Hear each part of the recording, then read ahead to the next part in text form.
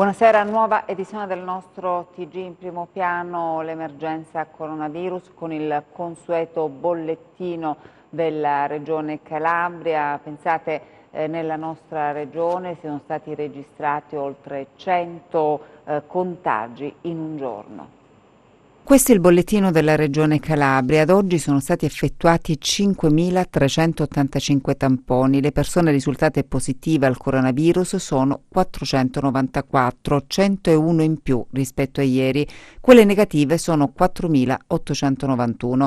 Territorialmente i casi positivi sono così distribuiti: a Catanzaro 15 in reparto, 12 in rianimazione, 101 in isolamento domiciliare; a Cosenza 41 pazienti in reparto, 3 in rianimazione, 74 in isolamento domiciliare, 8 deceduti; a Reggio Calabria 25 in reparto, 6 in rianimazione, 95 in isolamento domiciliare, 7 guariti e 7 deceduti; a Vibo Valentia 3 pazienti in reparto, 1 in rianimazione, 21 in isolamento domiciliare, un deceduto; a Crotone 19 in reparto, 0 in rianimazione, 53 in isolamento domiciliare, 2 deceduti. I soggetti in quarantena volontaria sono 7.505, così distribuiti: 1.787 a Cosenza, 825 a Crotone, 874 a Catanzaro, 593 a Vibo Valentia, 3.426 a Reggio Calabria. Le persone giunte in Calabria che si sono registrate al sito della Regione sono 11.958. Nel conteggio sono compresi anche i 2 pazienti di Bergamo trasferiti a Catanzaro. E purtroppo si aggrava il bilancio delle vittime in Calabria. A Catanzaro si registra il primo decesso legato al coronavirus. Sempre oggi un nuovo decesso a Crotone e altri 2 a Reggio Calabria.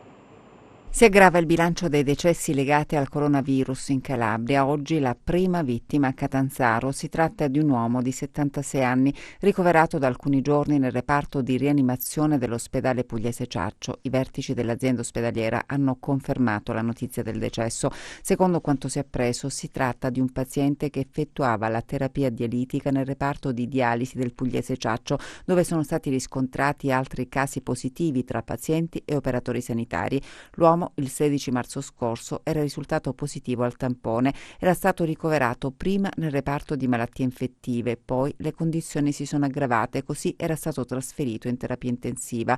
Oggi purtroppo la notizia del decesso. A Crotone invece si registra la seconda vittima legata al coronavirus. Nella notte al San Giovanni di Dio è morto un architetto di 66 anni ricoverato in ospedale dal 15 marzo scorso. Le condizioni dell'uomo si sono aggravate ieri, è stato trasferito in rianimazione ma non è riuscito a superare la notte. Il professionista è la seconda vittima della pandemia a Crotone. Una settimana fa il primo decesso, un uomo di 65 anni con patologie pregresse. Sconcerto e dolore in città. È il commissario straordinario del comune Tiziana Costantino ad affermare: la comunità crotonese si stringe al dolore delle famiglie, così come vicino a quanti in queste ore vivono la sofferenza della malattia.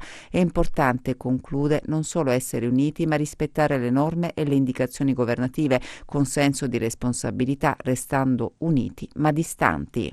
E altri 2 decessi si registrano a Reggio Calabria. Si tratta di un uomo e una donna, entrambi ultraottantenni. Erano ricoverati nel reparto di pneumologia. Sono deceduti questa mattina. Oggi la governatrice Iole Santelli ha blindato, ha chiuso altri 5 comuni, tra questi anche Chiaravalle, dove si registrano decine di contagiati all'interno di una casa di cura. Fa un sensibile balzo in avanti il numero dei soggetti positivi in Calabria. Quello che si temeva nel comune di Chiaravalle Centrale, in provincia di Catanzaro, è successo e in modo addirittura più grave rispetto alle previsioni. Dopo il primo caso di positività riscontrato all'interno di una casa di cura, gli esami effettuati tra ospiti e personale hanno rivelato uno scenario severo e molto pericoloso. 40 i tamponi positivi tra gli ospiti e una decina da sottoporre nuovamente a valutazione, 12 positivi tra il personale e 5 soggetti da rivalutare. I dati li ha forniti Iole Santelli. La governatrice, preso atto della situazione, la più allarmante finora della nostra regione per numeri e possibili propagazioni del contagio, ha disposto un'ordinanza di chiusura di 5 centri: Chiaravalle Centrale, Soverato, Cenadi, Torre di Ruggero, Valle Fiorita. La ratio dell'estensione del provvedimento ai comuni limitrofi si spiega con il fatto che alcuni dipendenti della struttura provengono dall'Interland e potrebbero aver veicolato il virus in zone diverse dal comune dove ha sede la casa di cura. L'ordinanza prevede il divieto di allontanamento dai territori comunali, la sospensione delle attività degli uffici pubblici fatta salva l'erogazione dei servizi essenziali di pubblica utilità. Possono transitare in ingresso e in uscita dai singoli territori comunali gli operatori sanitari e sociosanitari, il personale impegnato nei controlli e nell'assistenza alle attività riguardanti l'emergenza, nonché gli esercenti delle attività consentite sul territorio, con obbligo però di utilizzo di dispositivi di protezione individuale. L'ordinanza prevede anche disposizioni per la gestione dei casi all'interno dell'RSA e il supporto ai cittadini residenti nei comuni per la risoluzione di problematiche legate al provvedimento. Tra i soggetti sottoposti a tampone anche il sindaco di Chiaravalle, Domenico Donato, e altri componenti della Giunta che nei giorni scorsi avevano avuto contatti con la struttura per la consegna di dispositivi di sicurezza. Fortunatamente gli esami hanno dato esito negativo e adesso il primo cittadino è impegnato nella gestione della difficile situazione. Buongiorno, ho atteso per dare delle informazioni utili perché era necessario avere i dati ufficiali da parte del Dipartimento di Prevenzione. Sono stati effettuati a Chiaravalle 119 tamponi, di cui abbiamo 105 risultati. Di questi 105 risultati al momento 52 sono i casi di positività. Di questi casi di positività noi abbiamo 32 pazienti che devono essere isolati nella stessa struttura, 8 pazienti devono essere trasferiti presso altre strutture sanitarie per le loro condizioni gravi di salute. Dei 12 operatori al momento positivi, 1 è sintomatico ed è già a casa con stato febbrile. Gli altri 11 sono asintomatici, pertanto non presentano nessun malessere. Vedete, era necessario chiedersi questa notizia. Aspettiamo ulteriori risultati di 14 tamponi. Stiamo cercando di fare tutto quello che è necessario per far sì che questo che è successo possa creare meno danni e pericoli per la portata di queste positività che ci stanno. Tra i comuni blindati anche San Lucido. In una lettera al Presidente della Regione Iole Santelli, l'associazione Progettiamo San Lucido chiede che possano essere adottate ulteriori e più incisive misure per aiutare il centro del Tirreno Cosentino a superare proficuamente questa situazione di totale chiusura, ad esempio adottando l'utilizzo del nuovo protocollo appena autorizzato con il farmaco usato in Francia. Nella lettera poi si ribadisce la necessità di una campagna di tamponi a tappeto su tutta la cittadinanza per andare a definire con certezza e precisione l'effettiva positività dei casi esaminati, evitando ad esempio di porre in quarantena sotto lo stesso tetto e a stretto contatto nuclei familiari in cui vi è la presenza di un soggetto asintomatico. Il passaggio successivo, continua la lettera, potrebbe essere quello già proposto di isolare i casi positivi in apposite strutture, anche tra quelle che le normative vigenti consentono di adibire in via temporanea per scopi sanitari. E infine sarebbe opportuno, aggiungono, andare ad istituire dei presidi sanitari ad hoc, dotandoli di tutti i necessari dispositivi di sicurezza e medici affinché si possa elevare la qualità delle cure ed estendere il numero dei soggetti che ne possano usufruire. Operatori sociosanitari senza presidi di protezione individuale. All'Annunziata di Cosenza le foto che denunciano le condizioni rischiose in cui sono costretti a lavorare, mascherine, ci dicono, lavate a sera e indossate nuovamente al mattino. Guardate queste foto, gli operatori sociosanitari impegnati nelle operazioni di pulizia all'interno della tenda del triage a Cosenza, come notate sono senza i calzari necessari per evitare il contagio da Covid-19. In quest'altro scatto, gli OS impegnati nella bonifica della divisione di ematologia, che come sapete è stata spostata nell'area dell'ex pediatria chirurgica, indossano mascherine che, ci fanno sapere, a sera finiscono nella mucchina per essere utilizzate il giorno dopo. Nell'immagine è visibile anche il carrello che, precisano, è l'unica attrezzatura a disposizione. Quest'ultima foto invece arriva dal nord e fa riferimento alla divisa conforme alle pulizie in ambienti con pazienti Covid. Inutile dire che c'è preoccupazione tra i lavoratori, c'è paura, chiamiamola con il nome giusto. Si occupano della pulizia in ambienti a rischio quali la TAC e la tenda, non hanno le protezioni individuali e temono di portare l'infezione in tutto l'ospedale. Sono loro ad accompagnare i malati per gli spostamenti previsti, per gli esami a cui devono essere sottoposti. Il rischio è altissimo, ci dicono, nessuno si preoccupa di noi. Alcuni di loro mettono a repentaglio la salute propria e delle famiglie per 700 euro. Ci chiedono di rimanere anonimi dopo la denuncia e la segnalazione perché c'è un dramma nel dramma, potrebbero perdere il posto di lavoro. Resta il fatto che lavorare senza le giuste protezioni per questi lavoratori potrebbe determinare un serio pericolo. Evitiamo che si trasformi in una vera e propria bomba sociale. E purtroppo c'è anche chi specula in un momento così delicato di emergenza sanitaria. Nel Regino sono stati sequestrati 900 falsi kit per la diagnosi del coronavirus. L'obiettivo del monitoraggio del territorio di Reggio e provincia era e rimane la verifica del pieno rispetto delle norme varate per l'emergenza coronavirus. Non solo, anche il contrasto e l'individuazione di possibili casi di frode in commercio o di rialzo fraudolento dei prezzi di dispositivi medici. Ed è proprio nel contesto di un'attività diretta a questi obiettivi che la Guardia di Finanza di Gioia Tauro ha sequestrato in un centro di analisi biochimiche della Piana 900 kit per la diagnosi del Covid-19. I kit erano sprovvisti della validazione necessaria da parte delle autorità sanitarie nazionali e non avevano la certificazione europea. I kit erano stati messi in vendita in un sito web specializzato. Un particolare che inquieta ancora di più è che alcuni utenti avevano già effettuato il bonifico per l'acquisto online dei prodotti, acquisto evidentemente bloccato dai finanzieri che hanno ovviamente anche sequestrato i kit individuati. Al titolare del centro è stata contestata la violazione della direttiva della Comunità Europea specifica, che è punita con una sanzione amministrativa che va da 21.400 euro a 128.400 euro. Infine, della vicenda è stato interessato il nucleo speciale antitrust delle Fiamme Gialle affinché avanzi all'autorità garante della concorrenza e del consumo una proposta di provvedimento cautelare. Trasformare l'ospedale di Gioia Tauro in un centro dedicato alla cura da Covid-19, il sindaco non è d'accordo e chiede altre misure urgenti. Buongiorno sindaco. Lei ieri ha preso una posizione molto dura riguardo questa ipotesi di fare del vostro ospedale un centro Covid-19.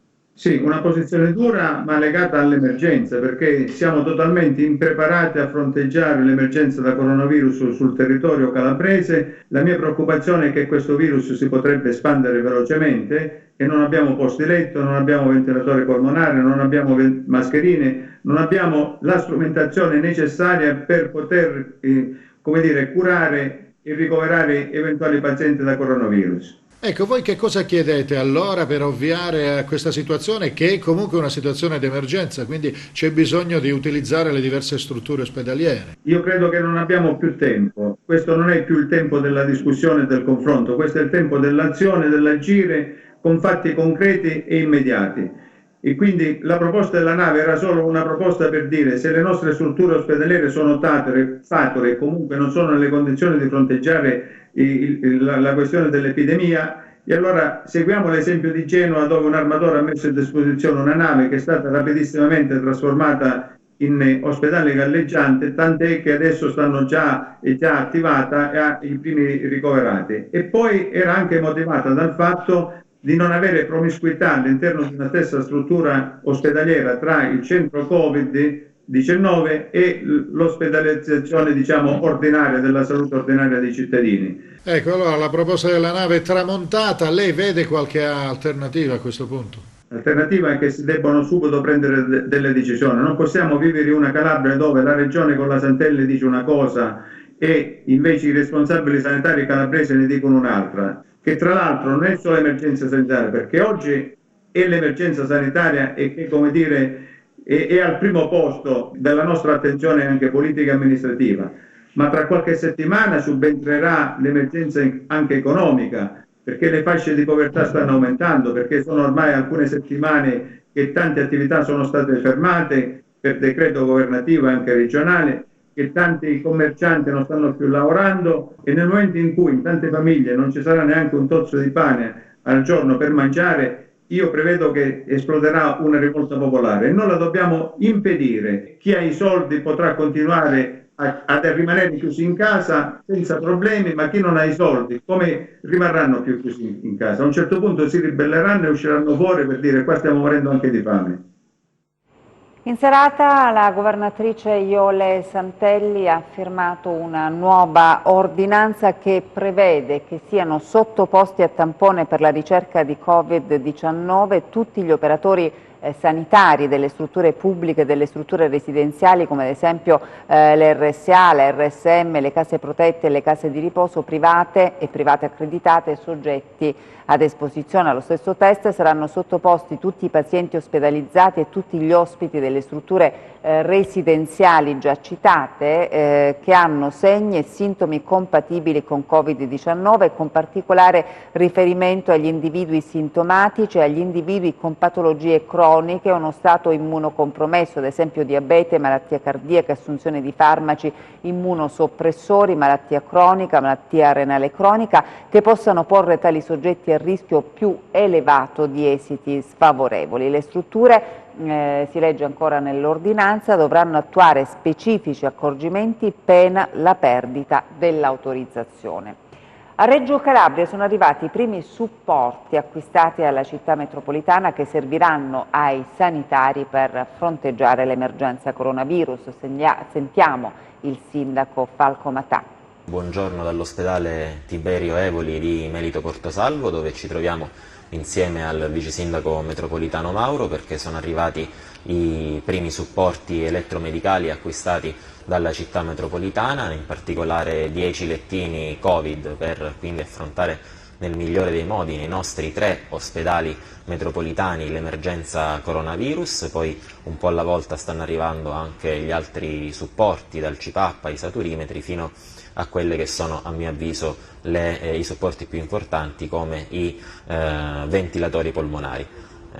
È importante che fossimo qui presenti oggi, perché in questa particolare situazione, lo ripeto, ognuno deve fare la propria parte. Ci siamo fermati anche a discutere, a chiacchierare un po' con il personale sanitario, con i medici, con gli infermieri che sono qui presenti sul campo, non soltanto per le attività inerenti al coronavirus, ma anche per garantire la continuità delle attività ordinarie, e ci hanno fatto un quadro chiaro della situazione. E naturalmente rinnovo l'appello, rinnovo la richiesta, perché anche quello che è emerso oggi, a aumentare il numero dei tamponi ai cittadini di Reggio Calabria, ai cittadini dell'area metropolitana, aumentarli a partire da quelle che sono le persone esposte, che sono proprio i medici, che sono proprio gli infermieri, tutto il personale sanitario, sono gli agenti di polizia, sono i dipendenti di supermercati, sono i lavoratori del comparto della raccolta dei rifiuti, sono tutte quelle persone che oggi sono presenti, sono sul campo e sono naturalmente più esposte a rischi, e poi estenderlo gradualmente a tutti coloro che effettivamente ne hanno bisogno. Serve a loro, serve a noi, serve alla città per avere un quadro di come si sta diffondendo il contagio. Non si può aspettare oltre. A Polistena una pattuglia dei carabinieri impegnata nei controlli per il coronavirus ha salvato un bimbo di 2 anni che non riusciva a respirare. Le urla disperate di 2 donne, una madre e una nonna di un bambino di poco meno di 2 anni, con febbre alta e convulsioni, e che improvvisamente smette di respirare. Il silenzio di Polistena, grosso centro della piana di Gioia Tauro, squarciato dal terrore di qualcosa che sta avvenendo. Ma la solidarietà ha ancora un senso. I vicini di casa escono dalle loro abitazioni e si avvicinano a quella dove si trovano le 2 signore. Cercano di capire, sono disorientati e spaventati, ma la difficoltà viene superata. In loro soccorso arriva una pattuglia dei carabinieri della compagnia di Taurianova. Nella gazzella si trovano il comandante e un addetto della stazione di San Giorgio Morgeto. Sono impegnati in un'attività di controllo del territorio per far rispettare le norme varate con l'emergenza coronavirus. E un attimo, i 2 militari prendono in braccio il bambino e, intuendo che l'ambulanza dall'ospedale cittadino non arriverà velocemente, decidono di andare loro al pronto soccorso. È una scelta coraggiosa e felice. La macchina di servizio raggiunge il nosocomio in breve tempo. Durante il tragitto vengono praticate manovre di respirazione, rianimazione e massaggio cardiaco. È un momento fondamentale prima di affidare ai sanitari il piccolo che verrà salvato. Il bambino oggi è fuori pericolo e lo possiamo dire con gioia. I 2 militari non hanno avuto alcuna remora, non hanno badato ad autotutelarsi e ad una domanda sul punto la risposta davvero emozionante del comandante di San Giorgio Morgeto, maresciallo Roberto Caruso. Di fronte alla vita di un bambino la nostra è passata in secondo piano. Il vescovo di Lamezia Terme stamattina in preghiera dinanzi al cimitero di Nicastro, il pensiero per tutti i defunti morti in tempi di coronavirus per i quali non è stato possibile celebrare i funerali. Nel nome del Padre, del Figlio e dello Spirito Santo. Amen. Eccolo il vescovo di Lamezia Terme, Monsignor Giuseppe Schillaci, in preghiera questa mattina dinanzi alle porte del cimitero di Nicastro, scelto come simbolo per tutti i cimiteri diocesani, dove è a letto un brano del Vangelo. Il presule ha ricordato i defunti, quanti sono morti in questo tempo del coronavirus e che non hanno avuto la celebrazione del funerale, solo una benedizione alla presenza di pochi familiari. Il vescovo, munito di mascherina, ha affidato alla misericordia di Dio i defunti. In suffragio dei nostri fratelli morti a causa del coronavirus, supplichiamo il Signore Gesù che ha detto: io sono la risurrezione e la vita, chi crede in me anche se muore vivrà. L'iniziativa è stata voluta dalla Conferenza Episcopale Italiana, che considera questo momento di preghiera per le persone morte con il coronavirus un momento di raccoglimento, un venerdì della misericordia della Chiesa italiana.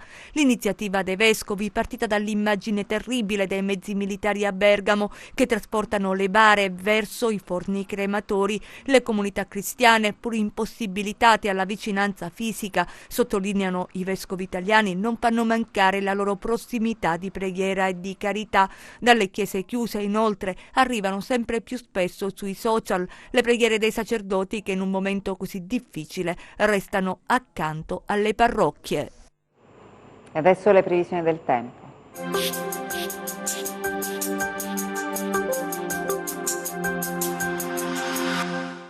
Il centro depressionario alimentato da aria fredda, responsabile del maltempo delle ultime 48 ore, va allontanandosi favorendo un graduale miglioramento. Ad ogni modo non mancherà ancora occasione per residue precipitazioni sparse. Domani nubi sparse con possibili brevi ed isolati piovaschi che potranno interessare un po' tutta la regione. Sui monti le precipitazioni assumeranno carattere nevoso oltre i 1200-1400 metri. Temperature in lieve aumento. Passiamo a mari e venti. Domani mosso il Tirreno, mosso lo Ionio eccetto il Golfo di Corigliano che risulterà poco mosso, venti deboli dai quadranti settentrionali. Per essere sempre aggiornati sull'evoluzione delle condizioni meteo vi rimando, oltre al nostro sito web www.meteoincalabria.com, anche alla nostra pagina Facebook Meteo in Calabria. Ed è tutto, grazie per l'attenzione e buona serata.